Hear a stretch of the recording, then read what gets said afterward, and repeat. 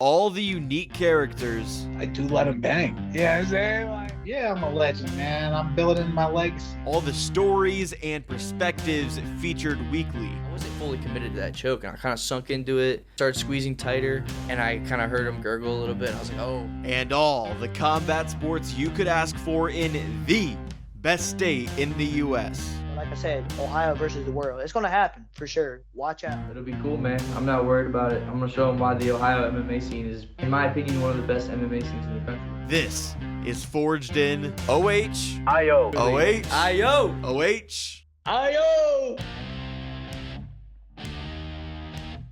Hello, everyone, and welcome to episode 119 of Forged in Ohio. My name is Jake Murren, and I'm the host of the podcast. And I'm thrilled for today's episode as I'll be joined by more than just your ordinary combat sports athlete. This man is 9-0 in boxing, 11-3 in kickboxing, and 3-1 in his amateur mixed martial arts career. What's most remarkable, though, is that he's done all that at only 19 years old. Let's bring in Zach the Ripper Russ. Thanks for coming on the show, Zach, and welcome to Forged in Ohio.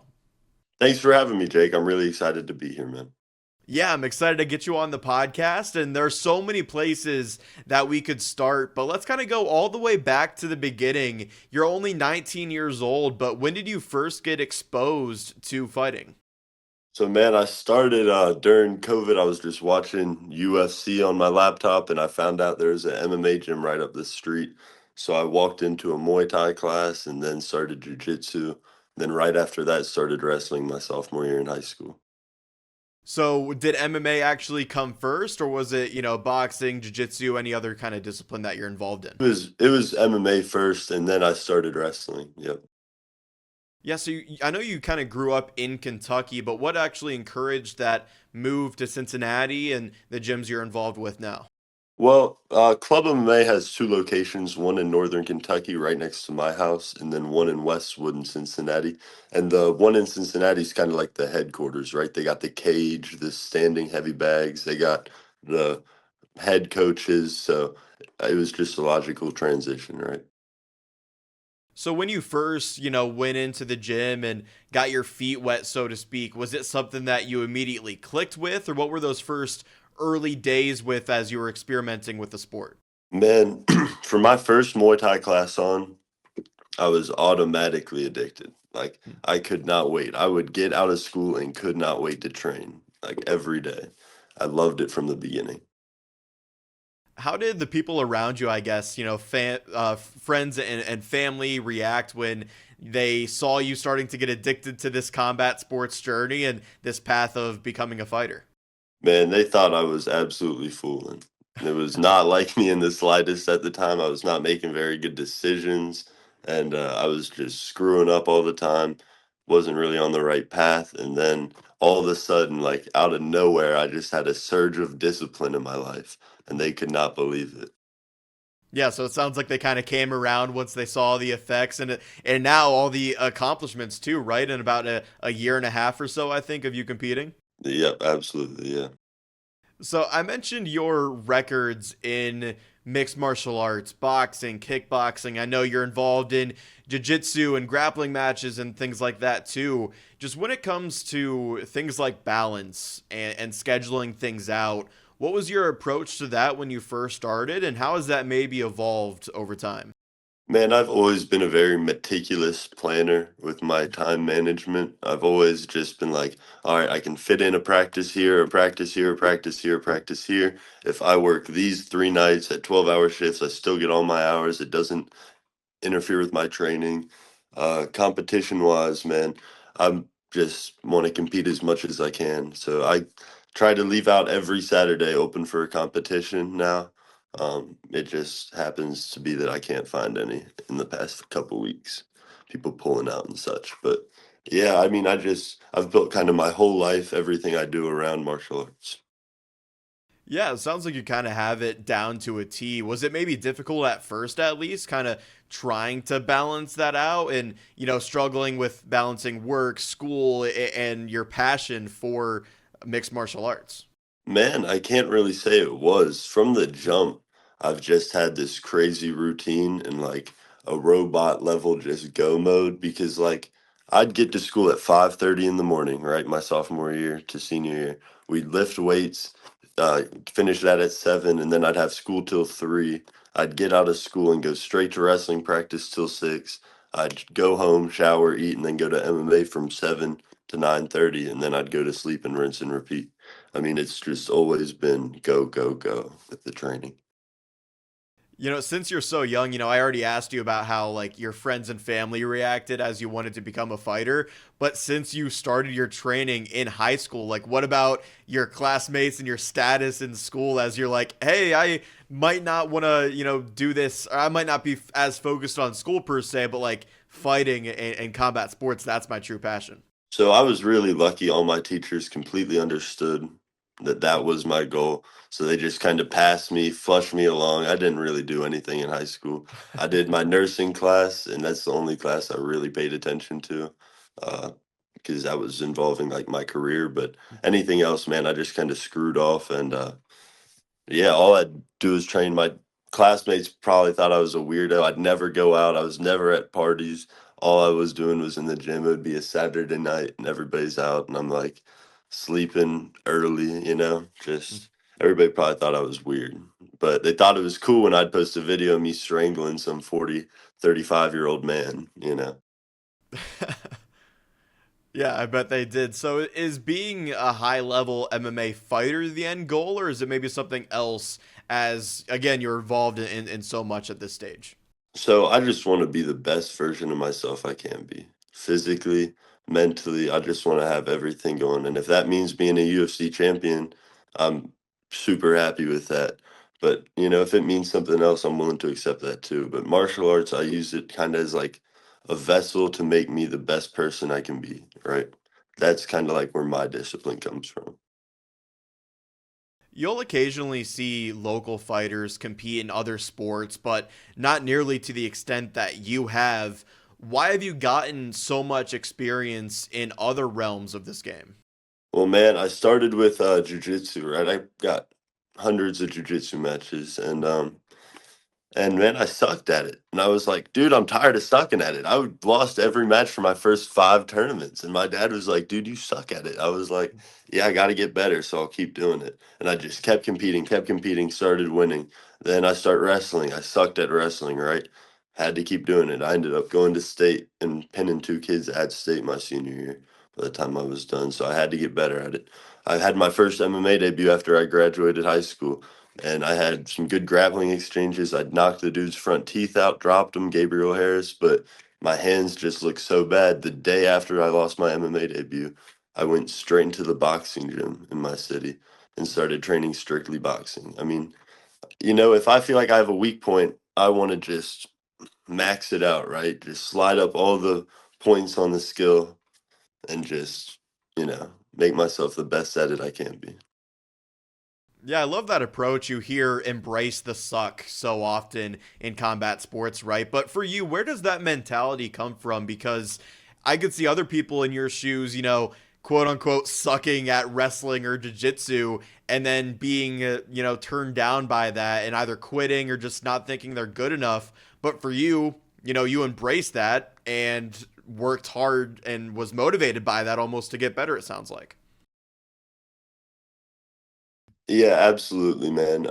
I love the suck, dude. I love learning something new. I loved when I started boxing, having to learn all the footwork, right? How to move, even how to move my hands, how to relearn all my punches. I love competing in jiu-jitsu, learning how to manage my breathing and control my energy so I don't absolutely die of exhaustion 30 seconds into a match where you're all tensing up, right? With no experience, all nerves. And I love winning too. I truly love winning. So if I'm losing, all I can think about is winning, and I'll do whatever it takes to achieve that.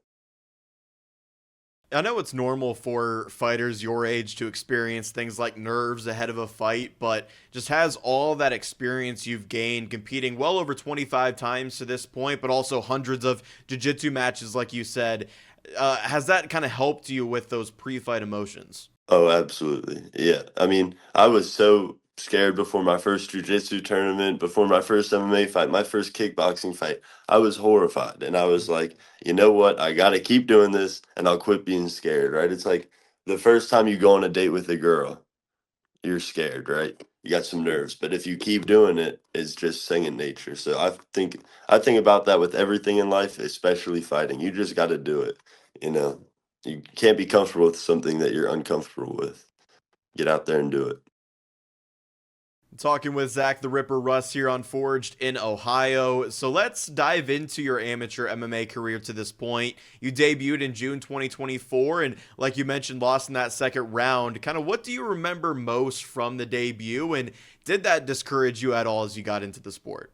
Just a bunch of inexperience, man. You know, I had all the angst and I just wanted to go out there and beat that shit out this dude, but I just lack of experience lost me that fight, man. I dropped him in the first round. I had a tough opponent, you know, he was 2-0. I was freshly 18, just looking to make my debut, but I dropped him with a right hand, knocked his teeth out, and I jumped on him. And instead of ground and pounding him, because I was mostly a grappler up until this point, right?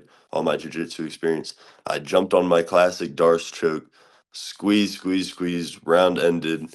We stood up. I'm like, is he going to be asleep when I let go at the end of this round? He just gets right up, walks to the corner. So now I'm like, oh shit. So I sit down, my arms, I can barely feel them because I'm squeezing for 2 minutes, you know, as hard as you can. Round two, I come out, have some good exchanges on the feet, take him down. I jumped back on a Darce choke, and then I, he just rolled through, landed in mount, and had an arm choked me, man. I was devastated.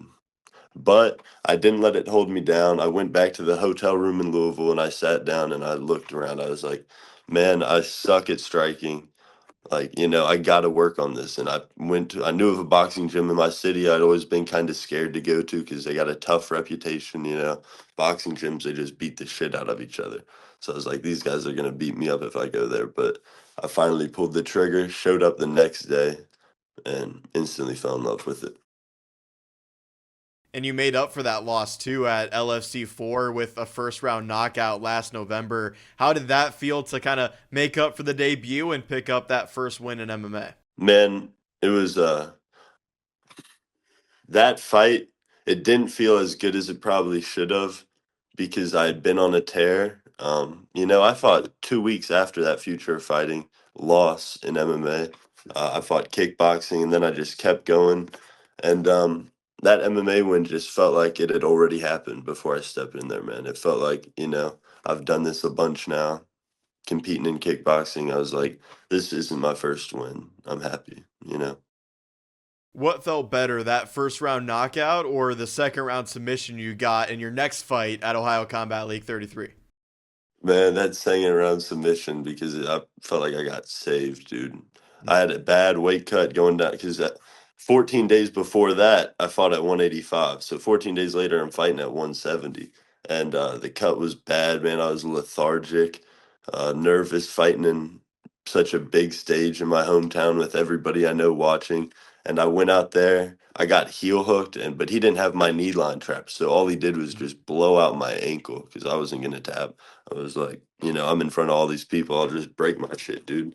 And yeah, he ripped my ankle. I stood up. I threw a head kick and my leg gave out. And he dove on top of me and landed in a triangle choke. And I just squeezed it, pulled on the head, and it was over. And I was like, thank God. Like, what would I have done if he didn't dive into that triangle choke? That's one hell of a story and a crazy experience. And I should have asked this earlier because you mentioned how you leave every Saturday open for any type of competition, which is wild to me because I'm sure you've taken some very short notice fights in your career. Just walk me through like maybe the craziest story you have or the short notice fight that you have that kind of sticks out so far. So man, this is a very common theme in my career is I got all my friends that I kind of corner, right, and get them fights and kind of like almost manage, right? And they're all savages and I'll pull up to an event to corner them and the promoter will be like at the door, right? Like hands wrapping, so and so just got scared and pulled out at 185, 190, 205. Will you please fight them, Zach, while you're here? And I'll have to throw my trunks on or borrow my teammate's mouthpiece and cup, and I'll go out there and fight someone on like shortest I've done is like 45 minutes notice. Wow. Why? So walk me through that approach. Why do you say yes to a 45-minute approach to a fight like that? Because man, if you stay ready, you don't got to get ready. And if you really want to be a fighter, you should want to fight. I don't look at fighting like something I'm upset about or scared to do. I really look forward to fighting every single time. It's all I want to do all the time is fight people. If you give me the opportunity to fight somebody an hour from now, I'll do it. Like it's all I want to do. I want to be a fighter. I don't want to be a trainer. I love training, but I want to fight. That's why I train and I stay ready. I work hard. I know I can fight any day. So when you're at these events and cornering other fighters and things like that, are you almost hoping for the promoter to come up to you and say, "Hey, we have a short notice opportunity," or is that not really the mindset? What do you think? Every time. Yeah, without a doubt. Every time. I always bring my stuff because I'm tired of wearing my teammate's mouthpiece picking up these short notice fights, man. I always bring my stuff. I keep it in my car, a little fight bag, like not training bag, a fight bag, hand wraps, tape, everything, mouth guards. So every time I'm going to an event, I'm hoping I fight. Yeah, that's incredible, man. So when it comes to taking such a short notice opportunity like that, are you thinking at all about like who the opponent is in that realm, or is it all personal, like you're staying ready and you're ready for any opportunity as it comes up? So the only thing I'd be a little bit more safe about is taking someone too big for me in MMA. So in kickboxing and boxing, I'll honestly fight whoever. I'll Mm. I'll fight 240 pounds, whatever. Doesn't matter to me. In MMA, it's a little more serious because you're taking a lot of damage if you're really getting wailed on in there by someone too big for you, right? I don't want to get mounted by a heavyweight. That would be stupid. But I can strike with anybody, especially because of my height. Being 6'7", there's no one that's really too big for me for striking. But for MMA, I'd be careful about the size. But anything else, I'm not worried about. Everyone, I just wanted to try to impose my will on you. I'm not worried about what their game plan or style is. I just want to do what I do and win the fight. Your last fight was, of course, the title fight at HR MMA a few months ago. Just walk me through that finish first in the co-main event. Yeah, man, I came out. He was a big dude. I was like, I'm just gonna throw hands with this dude until he doesn't want to anymore. That had been my plan all camp. My coach has a little interview with me on his Instagram. He's like, "How do you think you're gonna win this fight?" I was like, "I'm gonna punch him in the face until he doesn't want to get punched anymore." And that's what happened, man. He came out. He wanted to trade with me. He thought he could maybe scare me in some of those exchanges, but man, I thrive there. I thrive in those trades, one for one big shots. I can do that all day, man. I'm confident in my chin and I'm confident in my power. So he hit me pretty hard. I hit him harder. He went straight to sleep and I got that belt. Yeah, with it being your first chance at a mixed martial arts title, was there any added pressure on you going into that one? Uh, man, I don't think so. I think actually all the pressure was off of me. Hmm. Um, because I don't know. I picked up the title. It was just a normal fight, and then they asked me if I wanted to make it a title fight because they don't have a 185 champ. And man, that was just like extra. Yeah. It wasn't pressure. It was just extra. I was like, yes, I was. I mean, I knew it wasn't gonna go 5 rounds. I planned on knocking that dude out in like 30 seconds. It went longer than I thought it would. So I wasn't stressed when I was like, oh, cooler prize. Getting a belt. So how much did winning that middleweight amateur championship mean to you? A lot. It meant a lot. Yeah. It was just kind of like I was able to really reflect on how far I've come in the last year. Because, I mean, my first MMA fight I lost, dude, and I watched somebody win the Future of Fighting title. I watched Keiston McLean submit Liam Hamill at Future of Fighting, and I was like, damn, they are so far away from me. Like, they're on another level, but they're not. I'm right there with these guys. I got the amateur belt too. Turned pro. I'll have a pro belt soon too. I can compete at this level, and it just kind of showed that to me. Once again, this is Zach the Ripper Russ here on Forged in Ohio. It's hard to ask this question to someone who's only 19 years old, but you kind of picked up on it there. Have you been able to notice just how much better you've gotten from when you started in this sport to where you are now, and maybe closing that gap like you were talking about? Absolutely, man, and everyone in the city, because I train with everybody in the city. I'm at Vision, Limitless, Sakin, Club MMA, anywhere sparring. You could catch me sparring at any gym in the tri-state area, honestly. They'll all tell you that, like, I am a different fighter than I was 3 months ago, than I was 6 months ago.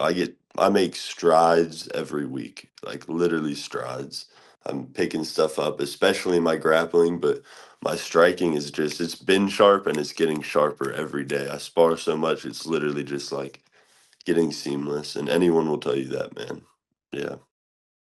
How important and I guess crucial to that growth is just going around and getting those different looks and not staying in one place? Yeah, I think it's very beneficial to me. I think that's what made the change in my whole trajectory was when I love Club MMA. I got their logo tattooed on me when I was 16. I love them. I love my coaches. I love the community they've built for me. But if I want to be the best mixed martial artist, I gotta be training with everybody. I can't limit myself or hold myself back. Everyone gets so caught up on the team. It's team me. I'm the only one. When I step in the cage to fight somebody, they're not there helping me, man. I'm the only one in that cage. It's team me, and I got to put myself and my health first. I need to be the best version I can, so I got to train with the best people I can. I know you had a boxing match scheduled for August 2nd, which was going to end one of the longer layoffs, even though it's not all that long for you in your career. What happened with that fight and why did it not go through? Man, I showed up yesterday at the door. I weighed in, rehydrated, was shadow boxing, all excited, right? Talking to my boy about how I'm about to beat the piss out this dude and for this cool belt. And then the promoter walks up to me and goes, "Oh man, he is not gonna fight you. Actually, he's left." So I was you can't make people fight. We have free will. If you really don't want to fight me that bad, you don't gotta fight me. But I wish you did. If I seen you in the parking lot, I might have made him fight me. But he was gone, man. He left. So I got to corner my friend instead, who picked up a fight at the door, like what we were talking about. He came to corner me. He ended up fighting. I ended up cornering him. So it was fun. How do you balance feeling, I guess, frustrated that your opponent didn't show up versus knowing that it's kind of part of the game and unfortunately happens more than we would all like it to? Yeah, man. I mean, I know it's part of the game. I love all the parts of this game. I was mad, but it just comes with it. I'll fight again. He's not the only dude out there to fight. There's other people to fight, so I'll fight again. And if it was MMA, I'd be way more upset. But it was just boxing. I want to be an MMA fighter. The boxing just helps me do that. Did it help kind of take your mind off of that too when your friend was actually fighting and then you almost have to switch into being the corner and not the fighter? Maybe that helped with that frustration. Yeah, absolutely, man. I was happy for my friend more than I was mad about myself. Watching him beat up people's my second favorite thing to do other than beating up people myself. So yeah, I had a great time. So this layoff you're on right now, and I guess with that cancellation, just when should fans expect to see you compete next? So we're trying to find out what to do. I'm looking at pro debuts potentially because I want to get into pro boxing and pro kickboxing. And once you're pro in one, you're pro in it all. So I'd like to probably start doing some pro boxing fights. I develop my MMA skill set more. I want to keep developing my jiu-jitsu. I want to get really high level and I want to make a tear, but I also want to start getting paid to fight. Right. I mean, I'm moving out in less than a month. I'm gonna have bills, you know. Uh, I need to be getting paid something. So I'll probably start doing some pro boxing in the meanwhile while I develop that MMA skill set. Another amateur fight. You never know. If I get offered some cool dude, some big bad dude for some cool belt, I'll probably go knock him out. Yeah, for sure. You're always willing to jump on an opportunity. We know that for sure. Just how about like mixed martial arts? When will we see you in what will be your fifth fight? Uh, this year for sure. Whether if If it's pro, it might be a little later in the year, November. If I have another amateur fight, it could be this weekend, you know. Depends on who's DMing me wanting me to fight and what I'm seeing on my Facebook looking for fight groups and everything. But dude, if I get an opportunity, you'll see me have an MMA fight on Saturday. But if not, probably pro before November. Yeah. Could your next fight be your pro MMA debut, or how is that kind of outlook looking for you? Absolutely. Yeah, for sure. My head coach, Jeff Robinson, wants me to make a pro debut, and he just wants to spend some more time working elbows with me. But man, I could fight these dudes, and I know it. That's all it is. I know I can fight these guys. So, Is that an exciting feeling, just the thought of entering the pro ranks here in Ohio and being able to use things like elbows and even head kicks and things like that? yeah, absolutely. I mean, I can head kick and I've never fought in Ohio, Mm. so I don't have to deal with the rules, the head kicks and knees. I can, the only thing I can't do is elbow, and I'm 6'7". Good luck. Have fun elbowing me, unless you're ground and pounding me, right? Like, have fun landing a standing elbow on me, dude. So Mm. I'm not too worried about the transfer at all. The longer rounds are going to be fine because I got a great pace. I got so much experience, man. I can fight off the couch. My pace, my awareness, and like just being in the moment, I'm so good at that. Like, there's no one I'll be fighting who can even remotely compare to that. I'm so comfortable in there. I'm calm, I'm collected. 5 minutes, I'll coast and I'll do a lot of damage. I'll land the big shots, and I'm probably going to knock someone out in the first round anyway. It's not like I'm going to be fighting for 15 minutes straight, ever. I know I've brought up your age a few times, but it's just crazy to me because with your experience, maturity, and confidence, I feel like I'm talking to somebody who might be closer to 25 years old because of those things. Just with your, I guess, career trajectory to this point, all the experience you have at only 19 years old, are you confident that you're making that pro debut at the right time? Because to other people, it might be like, wow, you're making your pro MMA debut at 19 years old. That sounds kind of crazy, but your confidence and the experience you have, I'm sure you know and you're confident that that's the right step. Yeah, man. I know I can do it. I know I can do it. I don't need other people to. I'll show them, and then once I do it, they'll congratulate me and tell me how lucky I am. Right now, I know I can do it, and if you don't believe in me, I'll show you. You know, I don't care if I'm 19. I don't want to be 30 making my pro debut. People wait so long for start off their MMA career, man. I want to fight tomorrow, and then I want to fight the next day. I want to get there. Is that kind of what drives you and motivates you, or do you feel like you have much to prove to yourself? I mean, I can tell the confidence you have with yourself, but maybe it's more or less you're trying to prove something to others. Yeah, man. Maybe that's why I was fighting so much, just trying to prove to others, man, I really am a fighter, Mm. right? I'm gonna fight anybody. I'll fight at any weight class, any day. My last loss was December 14th in kickboxing to a 225-pound 9-0 semi-pro Muay Thai champion from New Jersey. I weighed in at 181 pounds. You know what I'm saying? That was my last combat sports loss, I believe. So, I know I'm a fighter. I don't got to prove anything to myself. Um, and I honestly don't even care to prove anything to anyone else anymore. I know I'm gonna do it, and people will see soon if they haven't already. In a perfect world, what does the next year look like for you? Where will you be in August 2026?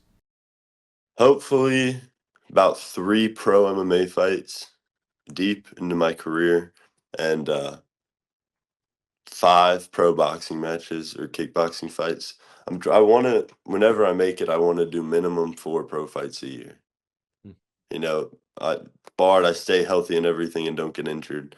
I never want to have a year where I fight once a year, twice a year. I feel like if it's fighting is my full-time job in my life, you know, who only works once in a year? You go to work every day. I want to fight minimum 4 times a year. I think it's something you're obviously experiencing right now. And I love the ambition there. I think that's exactly what a fighter at your stage of your career should be doing. But do you worry about just opponent wise, finding the right opponents and people taking these fights and not falling through? Like I said, it sounds like something you're kind of going through right now. Yeah, absolutely, man. I've had so many people pull out of fights on me or turn me down. And I know that's a big thing in the pros, but I know that I'll just fight anybody, right? Especially if I'm getting paid. If there's money involved, I will fight anybody. I'll fight, I don't care who. So if there's money on the line, man, I'm just going to be accepting fights. And there's a lot of other bad dudes out here who would love to fight me. So they can see me too, you know. I don't think I'll have a problem finding opponents. Last one for you, man. What separates Zach Russ from other fighters in Ohio or Kentucky, just in this combat sports scene? It's my life, man. Fighting is a hobby for a lot of the people out here. It is my life. Without fighting, I am not doing anything. Day in, day out, it's all I do. It's all I think about. It's all I talk about. It's all I watch. Um, it's my whole life. And people say that, but it isn't. They work all day. They got a family, they got other stuff, right? Without fighting, they still have stuff. Without fighting, I have nothing, you know. That's all I do. Start of my day, end of my day, every day.